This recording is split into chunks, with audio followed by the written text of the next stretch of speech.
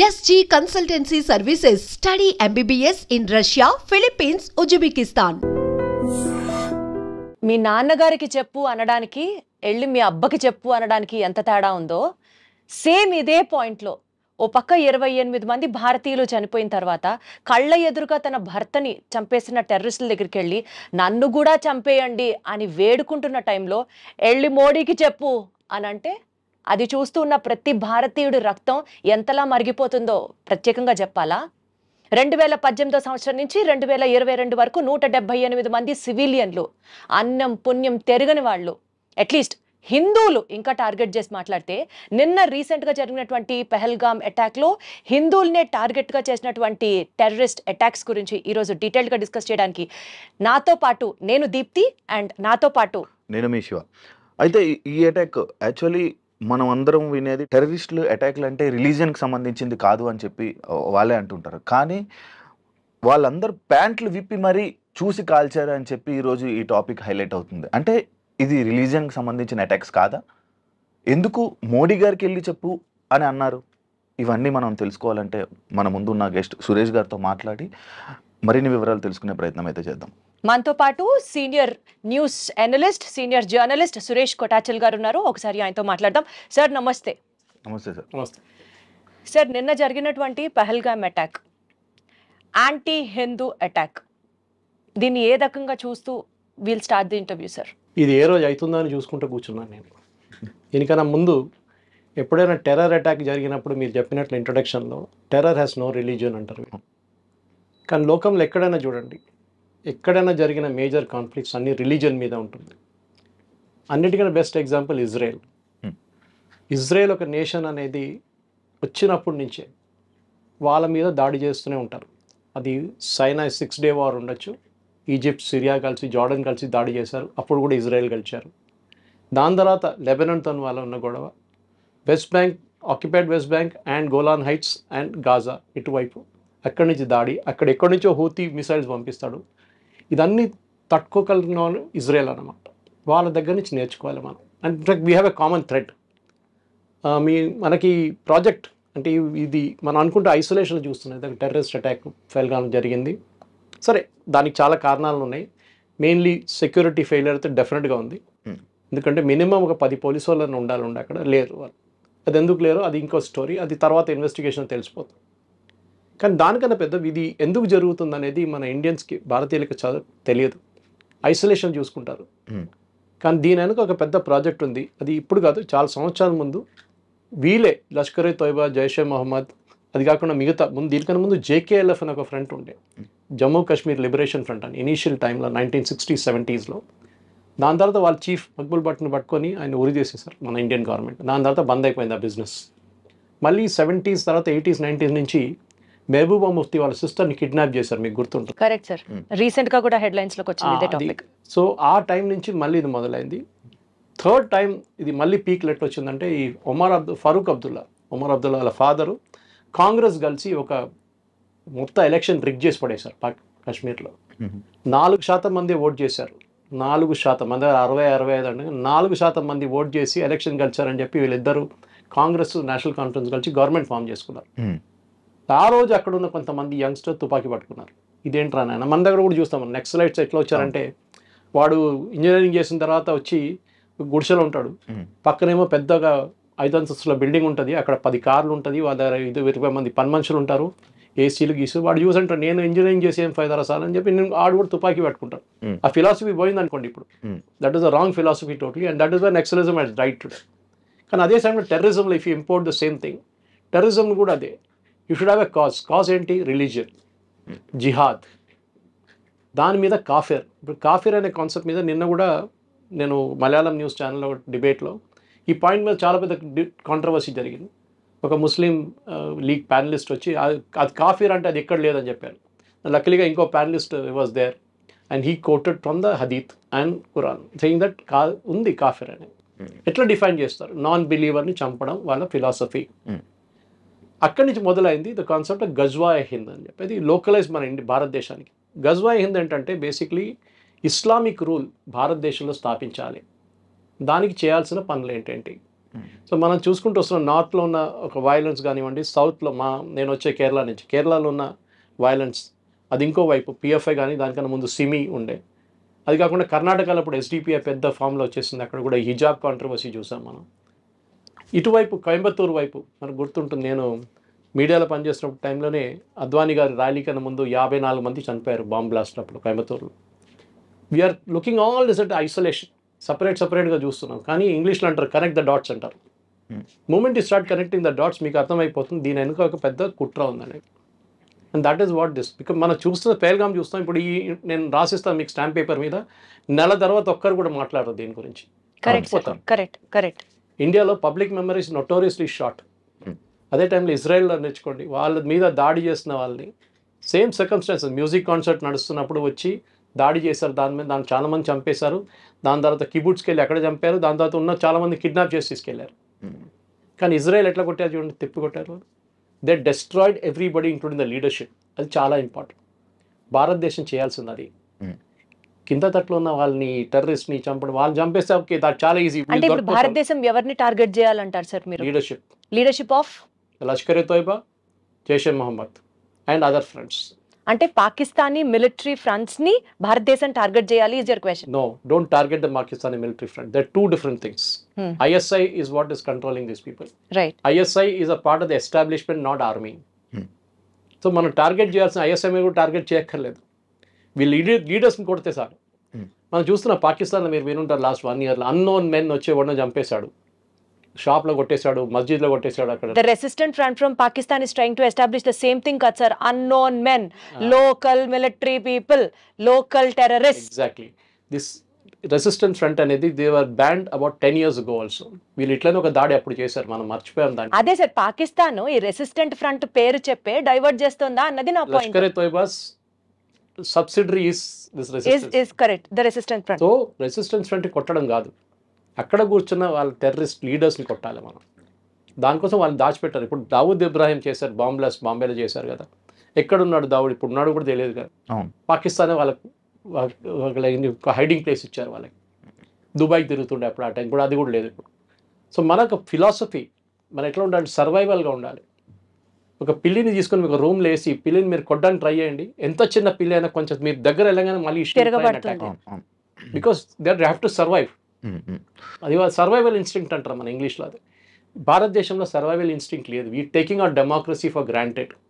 ఇజ్రాయెల్లో చూడండి, every adult male or female has to serve in the army for 3 years minimum. ఒక discipline వచ్చేస్తుంది మీకు.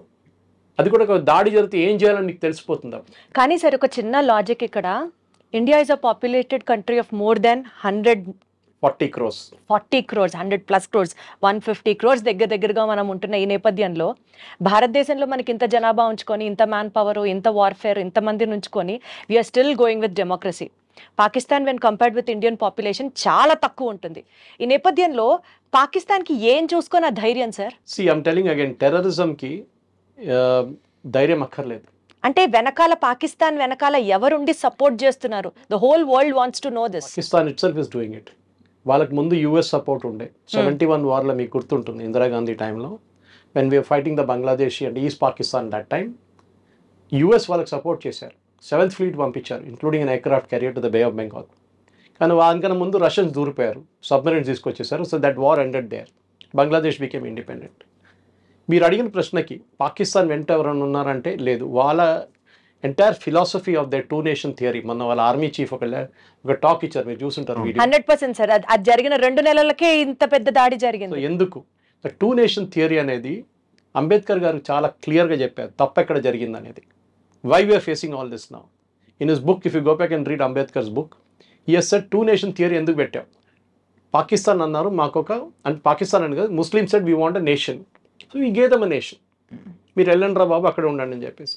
కానీ వెళ్ళారా? వెళ్ళలేదు, ఇక్కడ ఉండిపోయారు 40% population. Ambedkar said that is the mistake we made.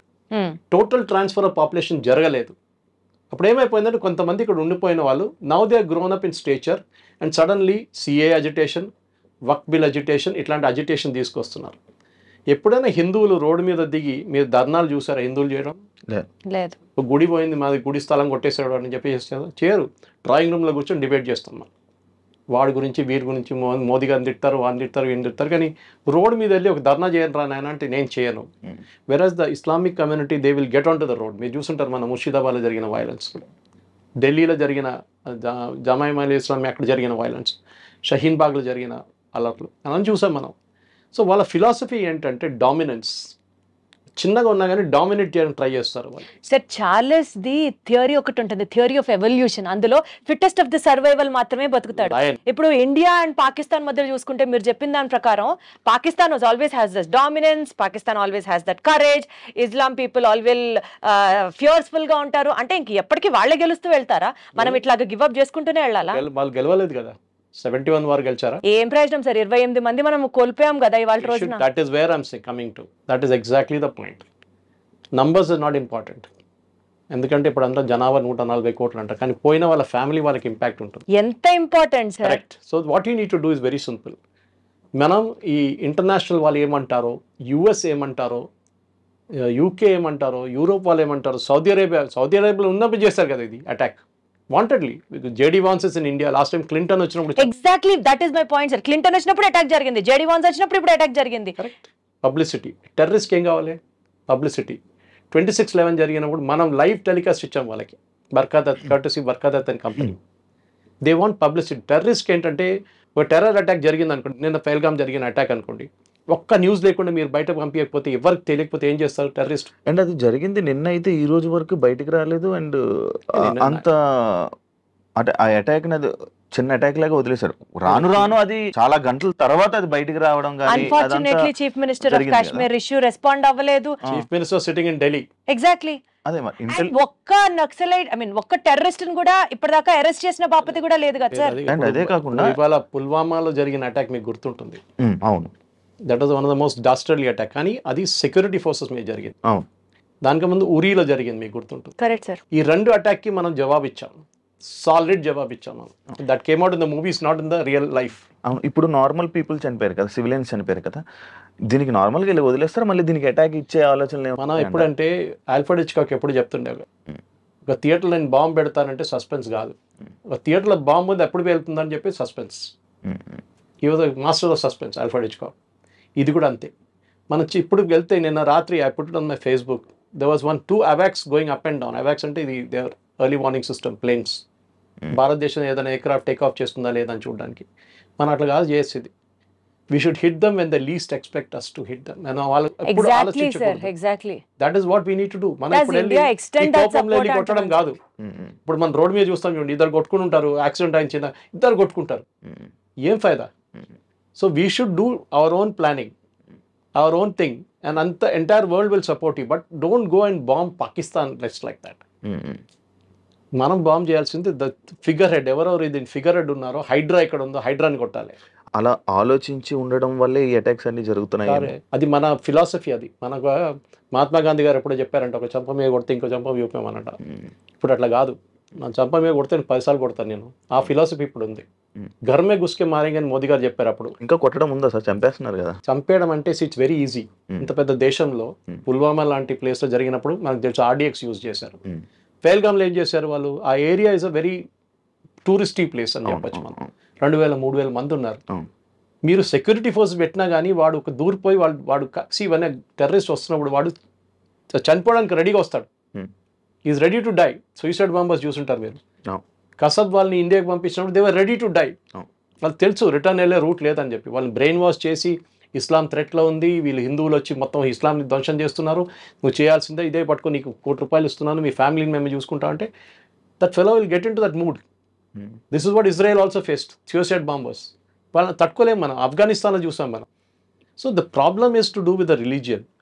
Religion మీరు కాఫీర్లు చెప్పే వాళ్ళు కాఫీర్లు చంపాలని చెప్తున్నారు. మీరు చూసారు, మీరే చెప్పారు ఇప్పుడు. నిజంగా రిలీజియన్ ని ప్రేమించే వాడికి అర్థమైతే చెప్తాం సార్. ఇట్లాంటి మతోన్మాదం చేసే వాళ్ళకి రిలీజియన్ లో, మీ రిలీజియన్ లో ఇది రాసి లేదురా అన్న వాడికి అర్థం కావట్లేదు కదా. 370 తీసినప్పుడు మీకు అందరు గుర్తుంటుంది. 370 తీసినప్పుడు అందరు పండుగ చేసుకున్నారు. 370 తీసేశారు. 370 తీసారు. I was involved with the one of the teams working on finding out the bill ఎక్కడ ఉందనేది. 370 కాదు problem. There was a bill called 35A. It was actually an ordinance. Jawaharlal Nehru చేసిన అన్నిటికంటే పెద్ద కుట్ర అది. ఈ 35A ఆర్డినెన్స్ మీకు తెలుసు, రాజేంద్ర ప్రసాద్ గారు సైన్ చేశారు. అడిగారు నెహ్రూ దగ్గర, దీన్ని బిల్గా కన్వర్ట్ చేయాలి, విత్ ఇన్ 6 months ల్యాప్స్ అయిపోతుంది ఆర్డినెన్స్. ఆ ల్యాప్స్ అయిన ఆర్డినెన్స్ పెట్టుకొని ఇప్పుడు దాకా మొన్న దాకా నడిపించారు. దాంట్లో one of the most crucial scenes as a lady I'm telling you, ఒక అమ్మాయి, కాశ్మీరీ అమ్మాయి ఒక ఇండియన్ సిటిజన్ని పెళ్లి చేసుకుంటే she will lose all our property, వాళ్ళ ఫాదర్ సైడ్ నుంచి మదర్ సైడ్ నుంచి. బట్ అదే అమ్మాయి పాకిస్తాన్ నుంచి ఒకటి పెళ్లి చేసుకుంటే she will retain all the property. ఇది 35A ఉన్నది. ఇంకో చాలా ఉన్నాయి దాంట్లో అట్లాంటిది. మీ ప్రాపర్టీ కొనలేరు మీరు అక్కడ. As an Indian you cannot by property. మొన్న కూడా ఈ అటాక్ జరిగిన దానికన్నా ముందు January 9th అనుకుంటాను, దేవద రౌఫ్ అని చెప్పి ఒక మినిస్టర్ ఉన్నారు క్యాబినెట్లో, Omar Abdullah cabinet. He made a statement, ఈ టూరిస్టులు వచ్చి మా కల్చర్ని మొత్తం మార్చేస్తున్నారని. అంటే వాళ్ళకి ఏంటంటే బుర్కా వేసుకొని నడవాలి, అక్కడేమో అమ్మాయిలు పాసిబిలీ షార్ట్స్ వేసుకొని టీషర్ట్స్ వేసుకొని తిరుగుతున్నారేమో లాల్ చౌక్లో అక్కడ ఇక్కడ ఫైల్గామ్ లాంటి ప్లేసెస్. వీళ్ళు మార్చేస్తున్నారు, మా కల్చర్ని మార్చేస్తున్నారని చెప్పి. వాళ్ళకి భయం అంటే వాళ్ళ అమ్మాయిలు కూడా దాన్ని రేపు రిప్లికేట్ చేస్తారని భయం వాళ్ళకి. ఇప్పుడు దాకా ఇంట్లో దాచిపెట్టుకున్నారు వాళ్ళు. That statement has lot to do with ఈ టెర్రరిస్ట్ అటాక్ అని. సెకండ్ థింగ్ మీరు మర్చిపోకూడదు, ఇదే లాజిక్ని మనం ఎక్స్టెండ్ చేస్తే మీరు అక్కడ రాషిద్ అలీ ఇంజనీర్ అని ఒక ఎంపీ ఉన్నారు, మీకు గుర్తుంటుంది, బారాముల్లా నుంచి. Is an accused in the terror case and జైల్లో ఉన్నారు. ఇప్పుడే బెయిల్ ఇచ్చారు మొన్న సుప్రీంకోర్టు. ఈ మనిషిని ఎలెక్ట్ చేశారండి, బారాముల్లా సిటిజన్స్ ఎలెక్ట్ చేశారు. అంటే అక్కడ ఉన్న లోకల్స్ కూడా సపోర్ట్ చేస్తున్నారు టెర్రరిజం. అమృత్పాల్ సింగ్ని పంజాబ్లో చేసినట్లని. They knew he's a terrorist, కానీ ఎలెక్ట్ చేశారు అది. సో మీరు టెర్రరిస్ట్ని సపరేట్గా పెట్టలేరు, పాపులేషన్ కూడా ఉంది. ఇప్పుడు లోకల్ సపోర్ట్ లేకుండా ఈ అటాక్ జరగదు. దీనికన్నా ముందు కూడా ఎన్నో అటాక్లు జరిగాయి. ఇండియన్ మిలిటరీ డ్రెస్ వేసుకొని టెర్రరిస్ట్ అటాక్ చేశారంటే అంతకన్నా హాస్యాస్పదంగా ఎక్కడన్నా మా దగ్గర లాల్ బజార్ ఉంది, ట్రిమల్గిరి దగ్గర. నేను అల్వాల్ ఉంటాను, నేను ట్రిమల్గిరి దగ్గర లాల్ బజార్ ఉంది. There get everything from a pin to an elephant అంటారు. అది ఆర్మీ ఏరియా, ఎప్పటి నుంచో బ్రిటిష్ టైం నుంచి ఉన్న మార్కెట్ అది. ఆ మార్కెట్లో వెళ్తే మీకు క్యామోఫ్లాజ్ యూనిఫామ్ దొరుకుతుంది. కానీ మొన్న మన ఒక 5-6 years ముందు ఈ అటాక్ జమ్మూ కాశ్మీర్లో జరిగిన తర్వాత బ్యాన్ చేసి పడేశారు, ఎవరికి ఇవ్వరు యూనిఫామ్ అని చెప్పి. క్యామోఫ్లాజ్ యూనిఫామ్ ఎందుకు sir? Why are we Indians or why is Indian policy so accessible to everybody sir? That is a good question. Suppose I start attacking like Israel, ఇదే మనుషులు సుప్రీంకోర్టుకి వెళ్తారు రేపు. Human rights violation sir. Exactly అదండి sir. వాడు అక్కడ తిరిగి, నేను చెప్తాను మీకు ఎగ్జాంపుల్ ఇస్తాను. I often as army officers, మీరు ఈ 7th class 8th class ఫెలోస్ని 10th class ఫెయిల్ జవాన్గా తీసుకుంటారు కదా, మీరు కొంచెం చదువుకున్న వాళ్ళు జవాన్గా తీసుకోవచ్చు కదా, ఇప్పుడు టెక్నాలజీ మారింది కదా అంటే నో. PhD అని జవాన్గా తీసుకుంటే వాడు రేపు బ్యాటిల్ ఫీల్డ్లో ఉంటే వాడు కొట్రా అని చెప్పగానే వాడు మీరు ఫైర్ చేయాలంటే సార్ వాడు అట్లా తిరిగి నిలబడి ఉన్నాడు సార్, మనం కరెక్ట్ కాదు కదా, మనం ఆపోజిట్ చూస్తేనే ఫైర్ చేయాలి కదా సార్. మనం లాజిక్ ఇస్తాడు, ఫైర్ ఎందుకు చేయకూడదు, దాని లోపల వాడు ఫైర్ చేస్తాడు చచ్చిపోతాడు. 7th class వాడు అట్లా కాదు, వాడి దగ్గర ఫైర్ చేయాలంటే ఫైర్ చేస్తాడు అంతే, కథ. ఈ won't think twice. Ignorance is a bliss sometimes, sir. Sometimes. Good. But see, the policy is very simple. We are not a nation which is aggressive. అది మన ప్రాబ్లం. అది అక్కడే వస్తాను సార్ ప్రాబ్లం అంతా. ఈ Mahatma Gandhi we are not aggressive అన్న point కి అడుగుతాను సార్ మిమ్మల్ని. కసబ్ని ఉరిదీసేటప్పుడు అసలు this is the best return gift we could give them అని చెప్పి మనం చాలా కాలర్లు ఎగరేసుకున్నాం.